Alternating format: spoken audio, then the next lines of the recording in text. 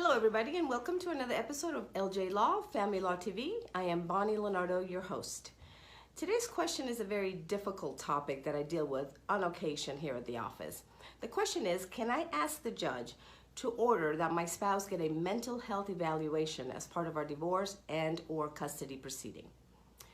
Divorces are difficult to begin with, but when you are dealing with mental illness from a spouse, it can become extremely difficult process. The spouse might get angry because you file for divorce. The spouse might want to delay the process. It might make the process difficult and cumbersome. So I understand that this situation is very, very difficult.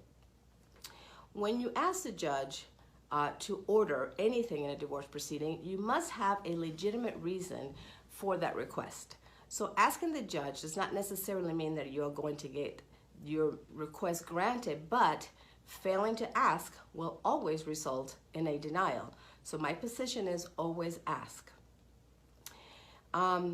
If you would like the judge to order your spouse to undergo a psychiatric evaluation, it's best to request it by way of a motion.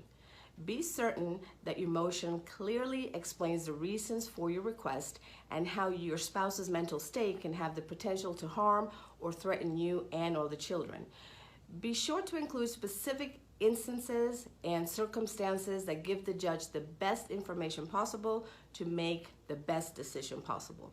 Remember that when children are involved, the judge is always looking to see what is in the best interest of the children, and the more information that you can give the judge, the better that the result will be. One thing that I want you to keep in mind is that if the psychiatric evaluation results in your spouse having a serious mental illness that prevents him or her from holding a job and meeting their specific basic needs, you may be responsible for paying long-term alimony to support your spouse.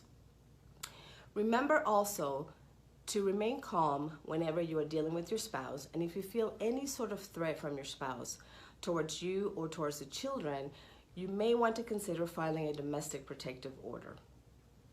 I understand that this is a very difficult situation when dealing with a divorce and or custody proceedings. So if you have questions about this and want to discuss this further, or if you have questions about any other family law topic, please go to vegasdivorcemeeting.com. I'll be more than happy to sit down with you to discuss your particular situation.